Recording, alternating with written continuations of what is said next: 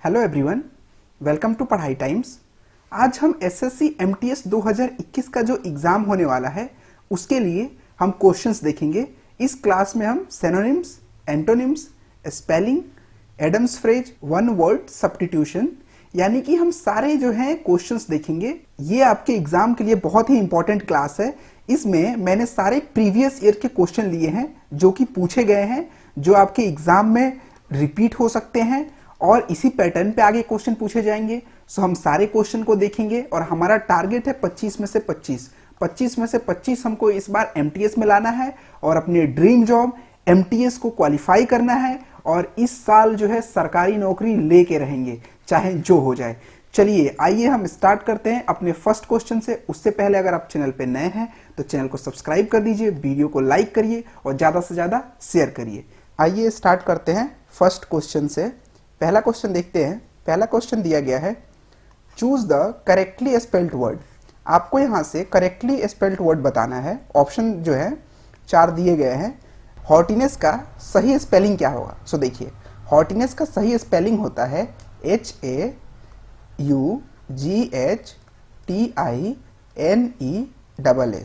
Hotness का ये spelling होता है। तो यहाँ पे कौन हो जाएगा? ये हो जाएगा नंबर 3 ऑप्शन सही। अब हॉटिनेस का मतलब क्या होता है? इसकी अगर हिंदी में बात करें हम तो इसका मतलब हो जाता है अभिमान, अभिमान या घमंड। अगर इंग्लिश में देखें तो ये क्या हो जाएगा? ये हो जाएगा being arrogant. So I hope कि आपको यहाँ पे क्लियर हो गया होगा। आइए हम देखते हैं नेक्स्ट क्वेश्चन। अगला क्वेश्चन दिया गया है, choose the correctly spelled word. इसमें भी आपको बताना है कौन सा ऑप्शन जो है वो सही है। अब देखिए यहाँ पे ग्रामर की स्पेलिंग दी गई है। अब आपको बताना है कि ग्रामर की सही स्पेलिंग क्या होती है, बताइए।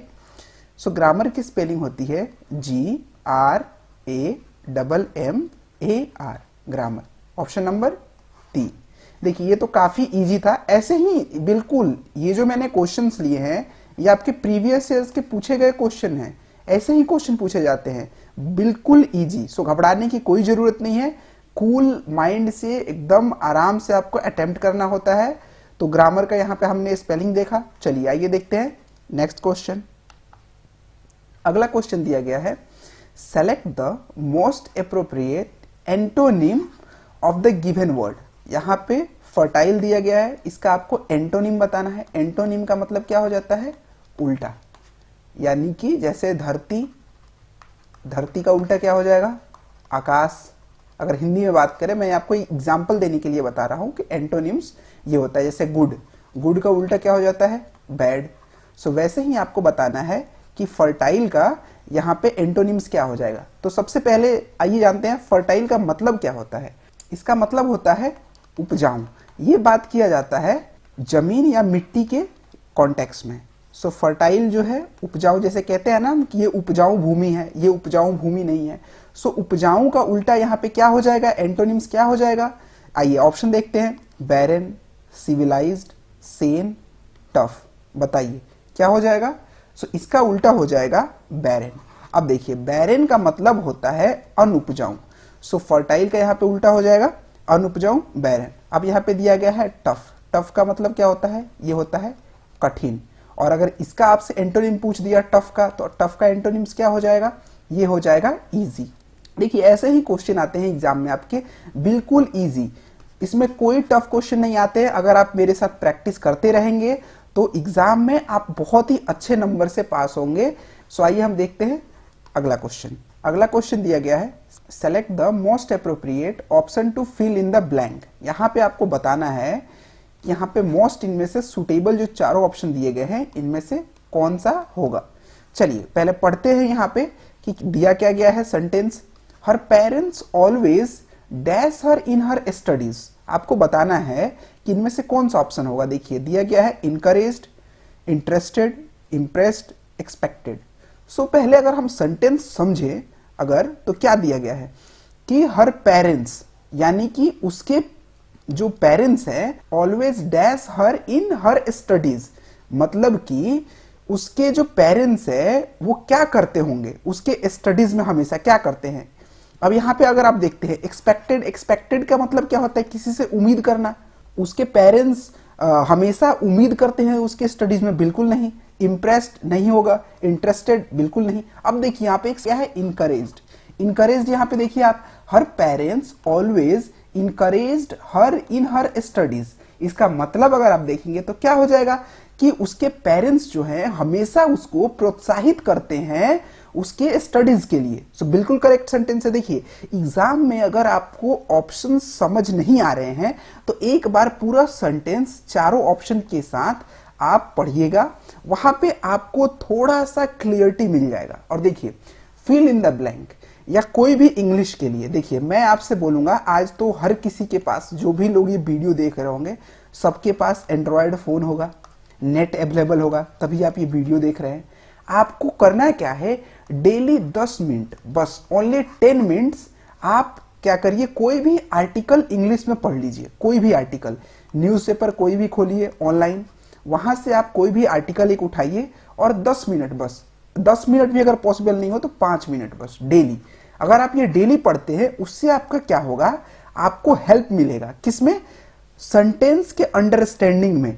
क्योंकि उसमें क्या होगा, आपको एक अंडरस्टैंडिंग मिल जाएगी कि सेंटेंस में जो फिल इन द ब्लैंक जो होता है वो यहाँ पे क्या सुटेबल आ रहा है। क्योंकि जब आप जैसे हिंदी में अगर आप कोई वाक्य पढ़ते हैं तो अगर आपको मैं ऑप्शन भी ना दूं तो आप वहां पे एक सुटेबल जो है वर्ड भर सकते हैं वहां पे। वैसे ही इंग्लिश का भी सेम होता है। सो आप ट्राई करिए, कंपलसरी नहीं है, अगर आप बेटर रिजल्ट चाहते हैं तो आप ट्राई करिए कि 5 मिनट जो है आप कम से कम डेली एक आर्टिकल पढ़ लीजिए। चलिए आइए देखते हैं अगला क्वेश्चन। अगला क्वेश्चन दिया गया है, select the most appropriate meaning of the given Adam.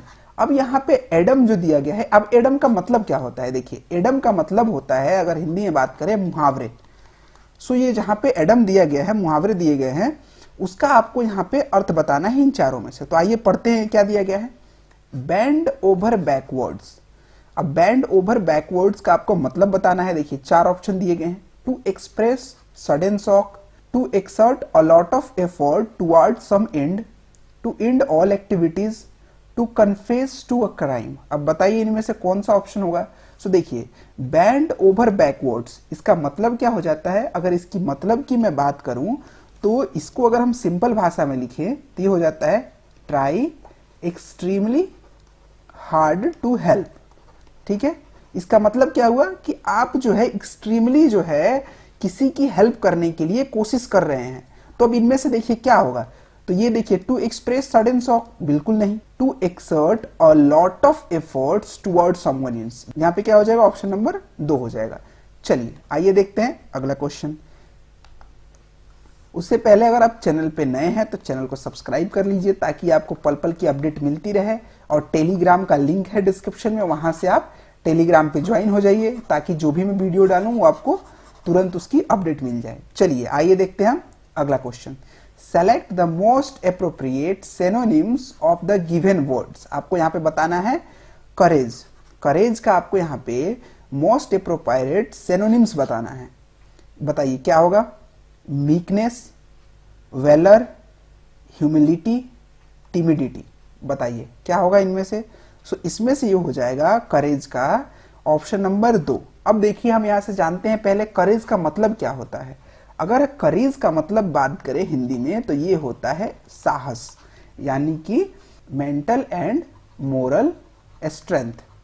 अब यहां पे हमको सिनोनिम्स बताना है। सिनोनिम्स होता क्या है, सिनोनिम्स होता है सेम वर्ड। तो यहाँ पे अब देखिए यहाँ पे जो दिया गया है वेलर, वेलर का भी मतलब सेम होता है। वेलर का भी मतलब यही होता है कि most mental and moral strength. अब देखिए यहाँ पे एक ऑप्शन दिया गया है टिमिडिटी। टिमिडिटी का मतलब क्या होता है, टिमिडिटी का मतलब होता है संकोच, यानी इंग्लिश में अगर बात करें तो लैकिंग इन करेज। आइए हम देखते हैं अगला क्वेश्चन। अगला क्वेश्चन दिया गया है choose the most appropriate word that can substitute the given group of words. अब यहाँ पे आपको बताना है ये जो ग्रुप ऑफ वर्ड्स दिया गया है इसका करेक्ट जो है कौन सा ये वर्ड होगा। ठीक है, अब देखिए यहाँ पे पढ़ते हैं पहले sentence, a place where nuns live and work. अब आप बताइए कि a place where nuns live and work, इनमें से क्या होगा, कॉन्वेंट, डोरमेट्री, हॉस्टल, क्वार्टर। ये बहुत ही ईजी है, ये आप लोग कमेंट करके बताइए, फिर मैं बताता हूं इसके बारे में। अब देखिए, इसका अगर हम ऑप्शन की बात करें तो ये काफी इजी है, ये हो जाएगा कॉन्वेंट। अब ये जो बच्चे कॉन्वेंट स्कूल में, अगर आप लोगों में से बहुत लोग कॉन्वेंट स्कूल में भी गए होंगे, सो अब आपको समझ में आएगा उस कॉन्टेक्स्ट से। आप देखिए इसको रिलेट करके, कॉन्वेंट स्कूल, कॉन्वेंट स्कूल कौन सा स्कूल होता है जहां पे ऐसे साइन होते हैं, कॉन्वेंट स्कूल आपने नाम सुना होगा, ठीक है। So basically a place where nuns live and work. So अगर मैं इसको अगर हिंदी में आप लोग के लिए अगर मैं बात करूं तो जैसे ये हो जाएगा ईसाई साध्वी का आश्रम। आश्रम तो सुटेबल नहीं कहेंगे, लेकिन हाँ मतलब जहां पे जो जैसे सेंट लोग जो रहते हैं ईसाई के, उनको हम कहते हैं कॉन्वेंट। सो आप कॉन्वेंट स्कूल से इसको रिलेट करके आप कॉन्टेक्स्ट को समझ सकते हैं। उसके बाद एक ऑप्शन दिया गया है डोरमेट्री। डोरमेट्री क्या होता है? डोरमेट्री बेसिकली रहने के लिए हॉस्टल टाइप की जगह होती है। हॉस्टल तो आप सबको पता होगा, बॉयज हॉस्टल, गर्ल्स हॉस्टल में आप काफी लोग रह भी रहे होंगे अभी। उसके बाद क्वार्टर, क्वार्टर जो जहाँ पे हम रहते हैं, घर जो होता है उसको क्वार्टर भी कहा जाता है। और डोरमेट्री में देखिए बेसिकली ऐसे जो है बेड बने होते हैं सेल वाले वहाँ पे डोरमेट्री में, ठीक है। सो उसको हम डोरमेट्री कहते हैं। वहाँ पे बहुत सारे लोग रहते हैं एक ही रूम में, वैसा होता है। वो भी अगर आप कहीं ट्रैवल वगैरह करेंगे तो अगर आपका बजट कम होता है तो अक्सर लोग प्रेफर करते हैं डोरमेट्री में रहने के लिए। चलिए आइए हम देखते हैं अगला क्वेश्चन। अगला क्वेश्चन दिया गया है, select the most appropriate synonyms of the given word. Synonyms बताना है आपके गिवन वर्ड का। अब देखिए यहाँ पे वर्ड दिया गया है डीपेन। डीपेन का आपको सिनोनिम्स बताना है। सो बताइए क्या होगा? सूद, न्यूट्रलाइज, रिलीव, इंटेंसिफाई। बताइए इसमें से क्या हो जाएगा? सो पहले देखते हैं हम कि डीपेन का मतलब क्या होता है। सो डीपेन का मतलब होता है अधिक गहरा होना, ठीक है।